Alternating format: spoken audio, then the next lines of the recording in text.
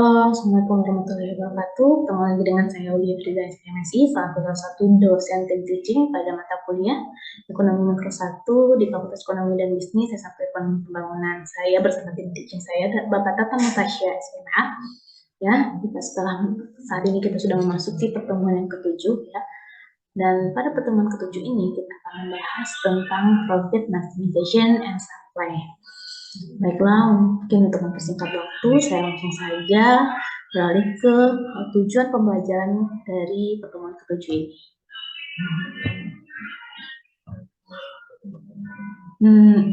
Jadi tujuan pembelajaran dari profit maximization ini ini adalah pertama kita akan mengetahui ya kenapa perusahaan ya lebih mengutamakan profit yang maksimal, profit maximization. Lalu bagaimana marginal revenue-nya dan bagaimana sebuah perusahaan membuat supply decision atau price taking atau sebuah perusahaan yang bisa menjadi price taking ya. Profit maximization ya, the nature of firms ya. Firms itu secara alamiahnya ya. Firm is an association of individuals who have organized themselves for the purpose of turning into stock. Jadi secara alamiahnya perusahaan itu adalah sebuah organisasi atau yang terdiri dari beberapa individu ya yang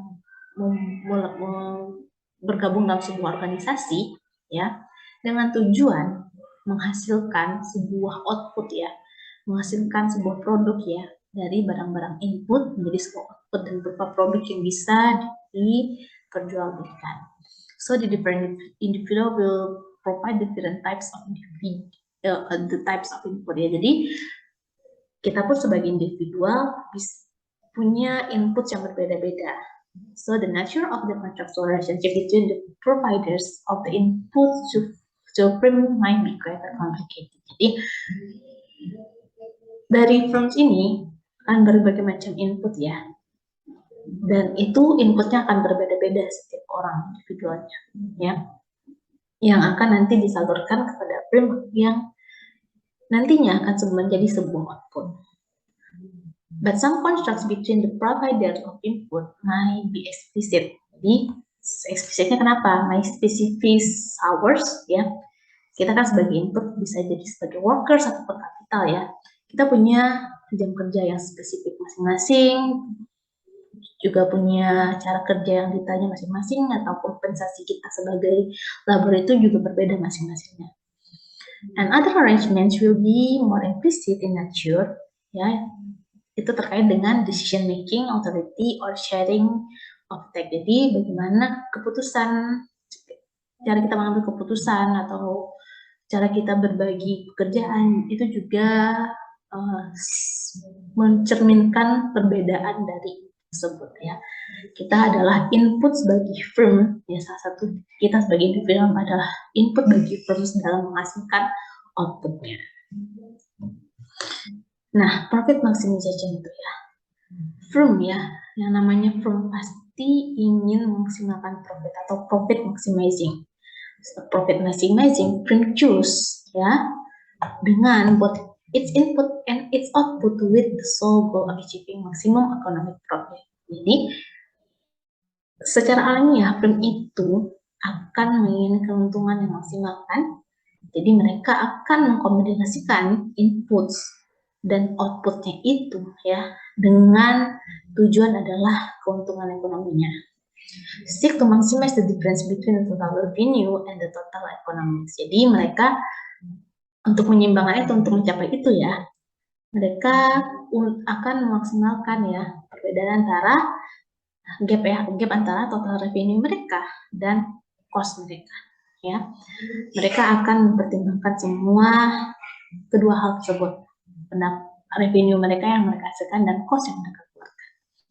If firms are strictly profit maximizer, apabila nih perusahaan ini ya yang benar-benar hanya mengejar keuntungan, prinsipnya hanya mengejar keuntungan, they will make decision in a marginal way. Dia akan punya cara lain. Caranya to examine the marginal profit obtainable from the producing one more unit of hiring one additional labor. Nah, jadi kalau firm yang strict ya, untuk lebih strict ya, strict dengan keuntungan ya, maka dia akan memperhitungkan ketika dia memilih apabila dia menambah pekerja, ya, menambah pekerja sehingga dapat menghasilkan tambahan suatu produknya. Itu, ya, dia akan sangat menghitung dengan jeli sekali kapan dia akan menambahkan satu lagi pekerjanya. Nah, seperti yang kita tahu, firm itu akan menghasilkan output, ya, dari input itu akan menghasilkan output.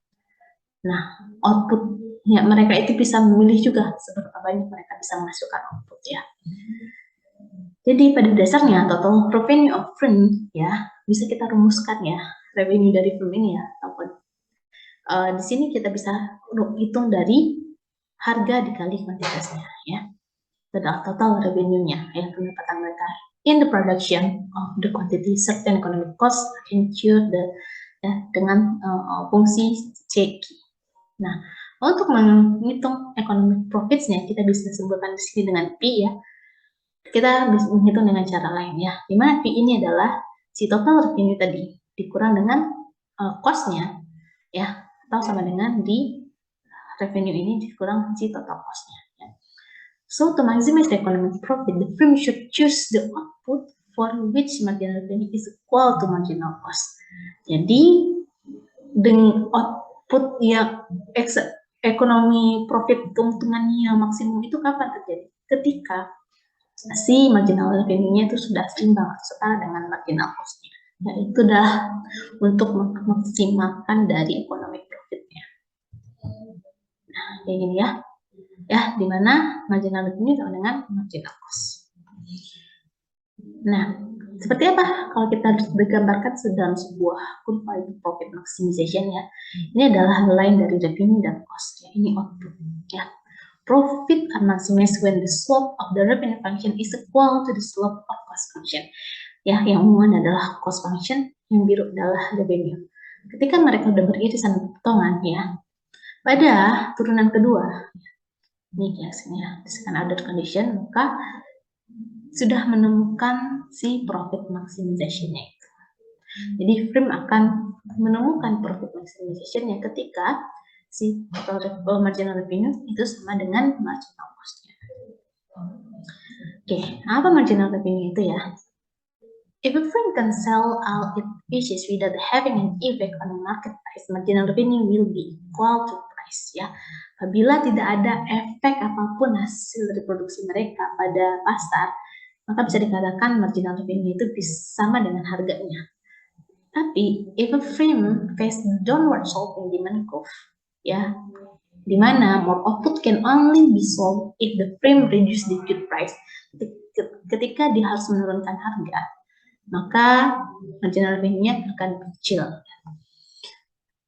Lalu apabila if firm face a downward sloping demand curve, the marginal revenue will be function of output. Jadi marginal revenue bisa sebagai fungsi dari outputnya juga.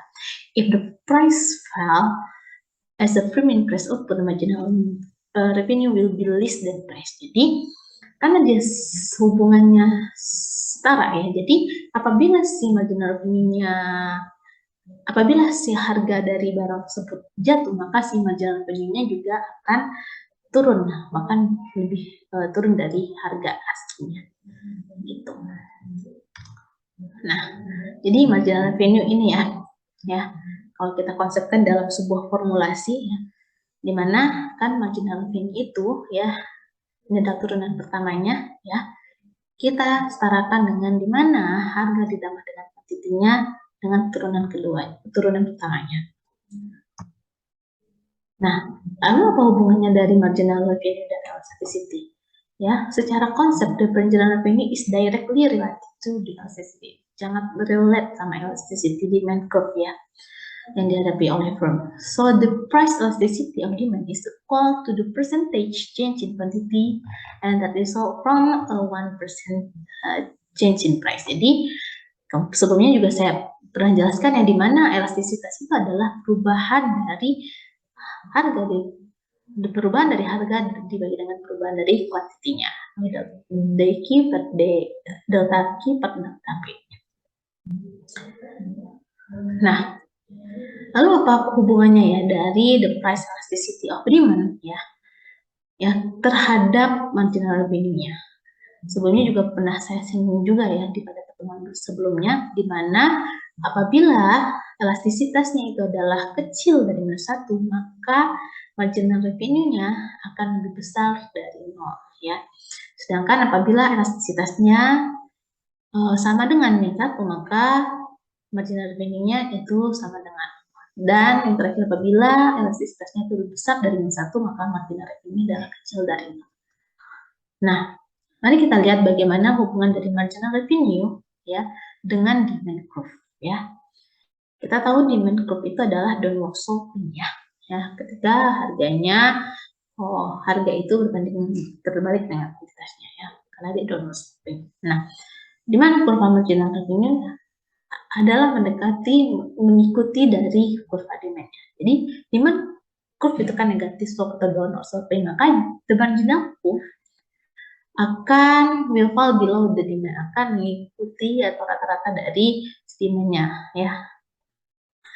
For the output levels ya, ini adalah apabila kita anggap ya, asumsikan kita menghasilkan quantity, suatu perusahaan menghasilkan quantity setiap minggunya adalah pada Q1 dengan harga pada P1 ya.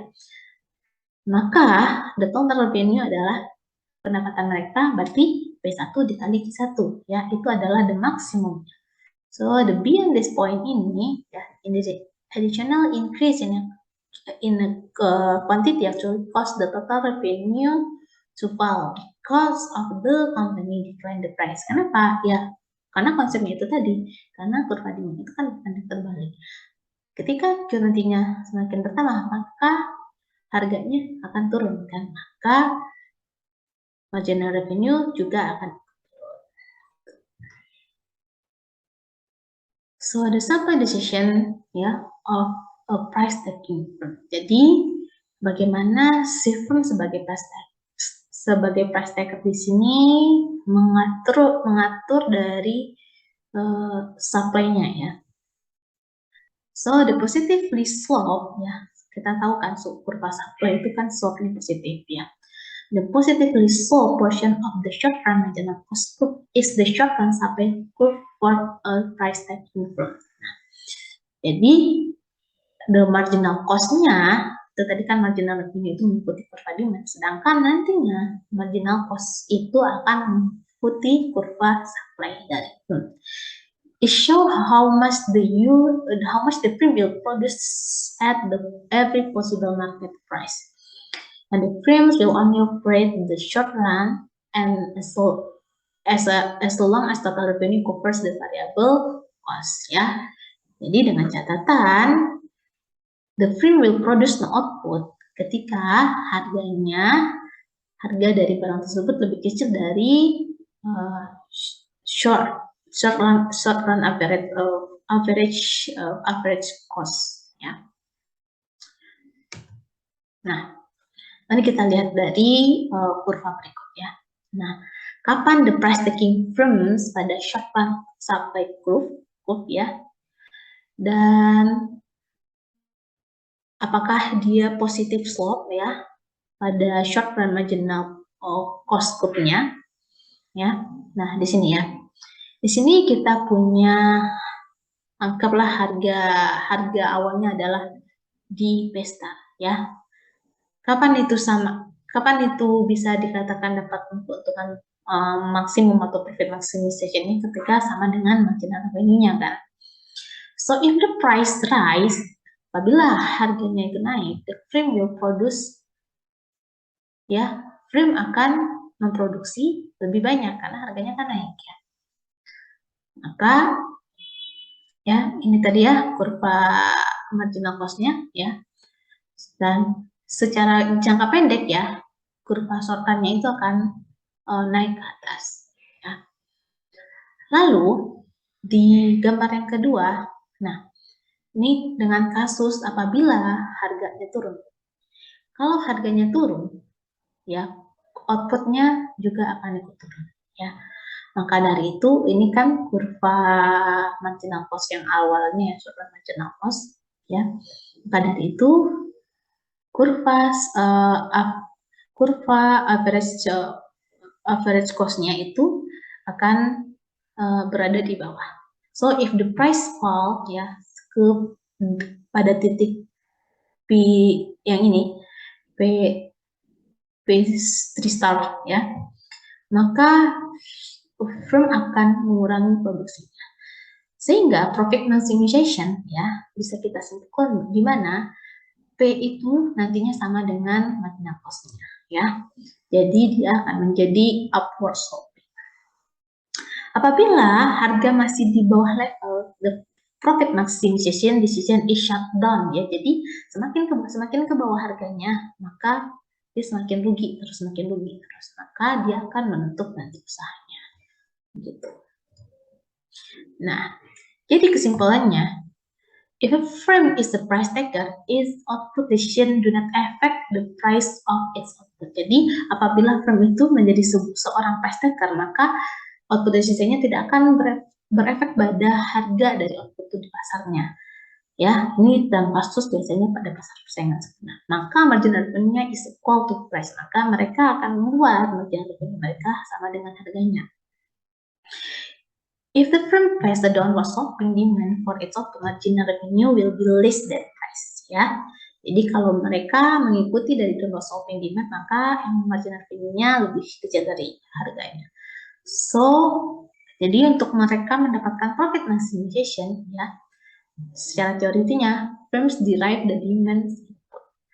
Dengan cara, the firms will hire any input. Dia akan mempertanyakan inputnya, ya, sampai pada at the point at which the value of its marginal product, ketika sampai nantinya si marginal produknya sama dengan is equal to its unit per market price.